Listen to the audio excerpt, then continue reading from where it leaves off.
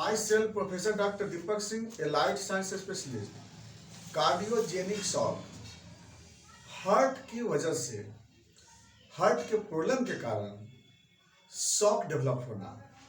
सबसे पहली बात है, शॉक क्या होता है?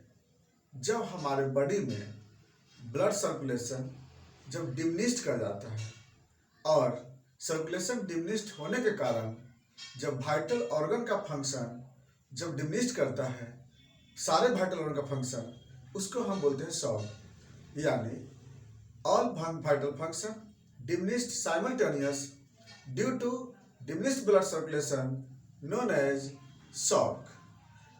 और यहाँ पर क्या होता है, जैसे शॉक का होने का कई रीजन होता है, जैसे हाइपोवोलेमिक शॉक, ब्लड के वॉल्यूम के लो होने के कारण शॉक होता है। एनाफाइलेक्टिक शॉक, बॉडी में हिस्टामिन के एक्टिविटी बढ़ने के कारण एलर्जी का जो शॉक होता है उसको एनाफाइलेक्टिक शॉक बोलते हैं। थर्ड में सेप्टिक शॉक, बैक्टीरिया के इन्फेक्शन के कारण जो शॉक होता है उसको बोलते हैं सेप्टिक शॉक। एक होता है आपको न्यूरोजेनिक शॉक, यानी पैरासिम्पैथेटिक नर्व के ज़्यादा एक्टिविटी होने के कारण जब शॉक होता है तो उसको हम बोलते हैं न्यूरोजेनिक या साइकोजेनिक शॉक। इस तरह से शॉक कई तरह के होते हैं। इसी में एक पांचवा वैरायटी है कार्डियोजेनिक शॉक, यानी हम जानते हैं कि ब्लड को पंप कौन करता है, सर्कुलेशन को मेंटेन कौन करता है। जैसे आप देखें यहाँ पे हाइपोवोलेमिया में क्या होता है, ब्लड के वॉल्यूम लो होने के कारण सर्कुलेशन डिमिनिश कर जाता है, उसको बोलते हैं हाइपोवोलेमिक शॉक। एनाफाइलेक्टिक में क्या होता है कि ब्लड प्लाज्मा लीक कर जाता है, इसके कारण सर्कुलेशन डिमिनिश करता है, उसको हम लोग एनाफाइलेक्टिक शॉक बोलते हैं। सेप्टिक शॉक में ब्लड वेसल, इसमें भी ब्लड वेसल डायलेट करने से प्लाज्मा लीक हो जाता है, इसी कारण होता है सेप्टिक शॉक। तो यहाँ पर क्या हो रहा है, कार्डियोजेनिक शॉक में क्या हो रही है ना कि हार्ट जो पंप ही नहीं कर पाता है किसी कारण से। जैसे हम नॉर्मल में जानते हैं ना, नॉर्मल में जो ये हार्ट होता है, हार्ट में जब वेंट्रिकल सिस्टोल करता है ना, तो वेंट्रिकल के सिस्टोल के समय वेंट्रिकल जब सिस्टोल करता है तो यहाँ से ब्लड बाहर निकलता है ना।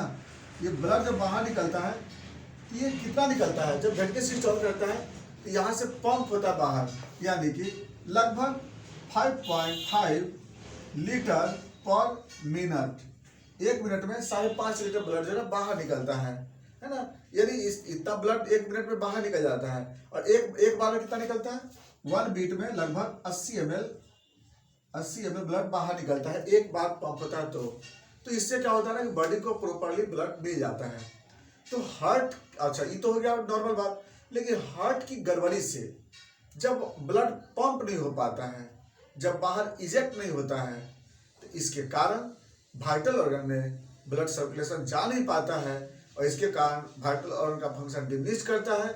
और इस कंडीशन को बोलते हैं हम लोग कार्डियोजेनिक शॉक।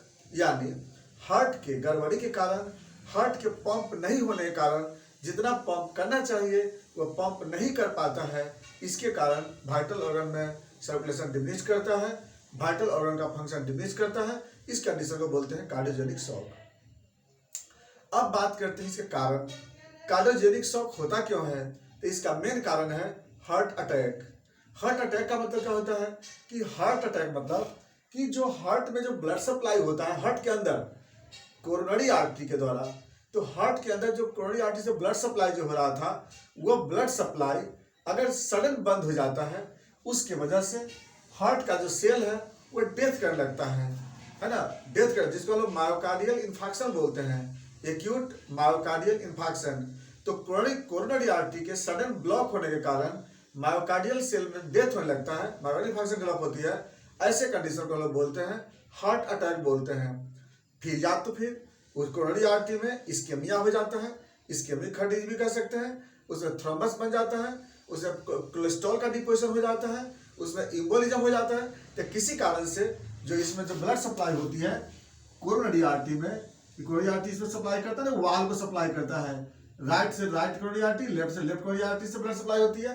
तो कोरोनरी आर्टरी में ब्लड सप्लाई डिमिनिश होने के कारण जो मायोकार्डियल मसल्स है वह सडन डेथ होने लगता है। इस कंडीशन को हम लोग बोलते हैं हार्ट अटैक बोलते हैं। अब हार्ट अटैक हुआ तो क्या होगा, उसमें ब्लड बाहर पंप ही नहीं हो पाता है। तो जब ब्लड पंप नहीं होगा तो इस केस में क्या होगा, शॉक आवेगा ना, ये कार्डियोजेनिक शॉक का बहुत मेन कॉज आता है। नंबर 2 आपको मिलेगा हार्ट फेल्योर। हार्ट फेल्योर का मतलब क्या होता है, हार्ट मूव तो करता है लेकिन ब्लड इजेक्ट नहीं होता है, ऐसे कंडीशन को क्या बोलते हैं, हार्ट फेल्योर बोलते हैं। इसमें भी क्या होगा, कार्डियोजेनिक शॉक होगा। थर्ड नंबर पे आता है हार्ट ब्लॉक यानी कंडक्टिव ब्लॉक। कंडक्टिव ब्लॉक का मतलब होता है AC node block, AB node block, bundle of His block, fibre block. तो जब हार्ट ब्लॉक करेगा ना, उसमें क्या होता है ना कि ब्लड पंप नहीं कर पाएगी। तो आप तीनों बात समझ में आ गया, कंडक्टिव ब्लॉक, इसके बाद हार्ट अटैक, और दूसरा तीसरा हो गया आपका कौन चीज, हार्ट फेल्योर। तो इस सब कंडीशन से क्या होता है कि कार्डियोजेनिक शॉक डेवलप करता है। तो इसमें क्या होगा कि ब्लड पंप नहीं हो पाएगी। जब ब्लड पंप नहीं होगा तो उस केस में सब ब्लड ऑर्गन्स में, वाइटल ऑर्गन में ब्लड सप्लाई नहीं हो पाता है। तो यहाँ तक आप देख लिए, इसमें ये था कि आपको कार्डियोजेनिक शॉक होने का कारण। अब बात करते हैं सिम्टम, इसमें क्या क्या सिम्टम आता है। सबसे पहला क्या होगा, मेंटल कंफ्यूजन होगा इसमें। दूसरा क्या होगा, चेस्ट पेन होगा यहाँ पे। उसके बाद चेस्ट में हैवीनेस होगा। इसके बाद पर्सपायरेशन होगा। पर्सपायरेशन इसलिए होगा कि चूंकि हार्ट अटैक हुई है। और उसके साथ साथ ब्लड विजन होंगे। उसके बाद जो टंग है, जो वह टंग कोटेड होंगे, और यहाँ पे जो टीथ कोटेड हो जाएंगे। उसके बाद जॉ होगा, क्या जॉ में स्टिफनेस आने लगेंगे। उसके बाद जो हेडेक होने लगेगा, इसमें सर्वाइकल पेन होगा।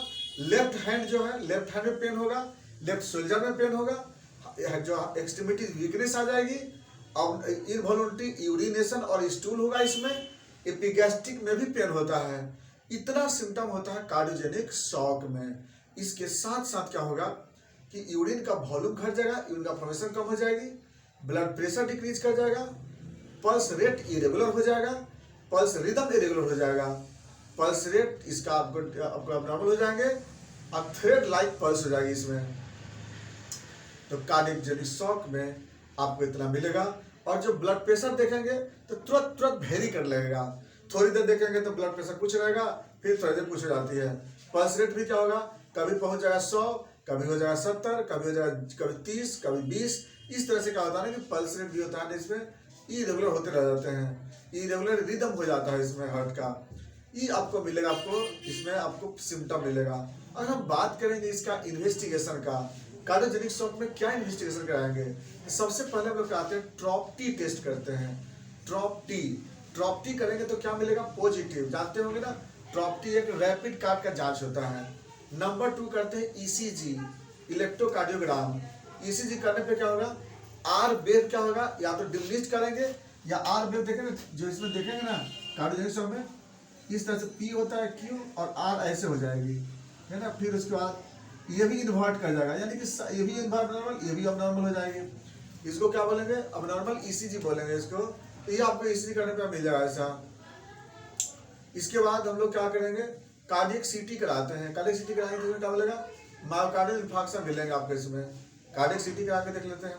इसके बाद अगला हम लोग क्या करते हैं, हम लोग नेक्स्ट इसको कराने के बाद हम लोग ब्लड का हम लोग जाँच करते हैं, ब्लड ऑक्सीजन जाँच करते हैं। इसमें आपको डिमिनिश्ड मिलेगा। एबीजी करेंगे तो ऑक्सीजन डिमिनिश्ड मिलेगा, कार्बन डाइऑक्साइड ज़्यादा मिलेगा आपको। ब्लड का पीएच जो होता है एसिडिक हो जाता है इसमें। इसके बाद आगे हमको अगर जांच की जरूरत पड़ता है तो इकोकार्डियोग्राफी करके देख सकते हैं, लेकिन उस समय नहीं, बाद में करके देख सकते हैं। कार्डियो उस समय लोग मायोकार्डियल सेल्स के डैमेज को देखते हैं हम लोग। तो ये था आपको कार्डियोजेनिक शॉक का इन्वेस्टिगेशन। मैनेजमेंट में क्या करते हैं हम लोग कि उसको हम लोग जो पंप करते हैं हार्ट को, जो अपने सीपीआर करते हैं वहाँ पे, सीपीआर करने से क्या करते हैं, हार्ट के फंक्शन को रिलेट करते हैं। उसका चेस्ट फिजियोथेरेपी करते हैं इसमें लोग। इसके बाद लोग क्या करते हैं, एंटी हेमरेजिक ड्रग्स चलाते हैं इसमें, हिपेरिन वगैरह देते हैं, नॉरएड देते हैं इसमें, नॉरएड इंजेक्शन चलाते हैं इसमें लोग। या फिर इसके बाद लोग इसमें लोग आगे क्या करते हैं, डोपामिन का भी हम लोग इन्फ्यूजन करते हैं, और एड्रेनलिन का इंजेक्शन देते हैं। तो ये सब जो होता है हम लोग इसका मैनेजमेंट करते हैं शरीर में। और उसके बाद हम लोग क्या करते हैं, फिर आगे इसमें हम लोग जो होम्योपैथी दवा में कैक्टस, लैकेसिस, नाजा, ये सब लोग मेडिसिन चलाते हैं इसमें। बाकी हम लोग सिम्टम के अनुसार से अलग अलग दवा चलाते हैं। ये था आपका कार्डियोजेनिक शॉक। बाकी बातें चलेंगे नेक्स्ट वीडियो में। Thanks for watching.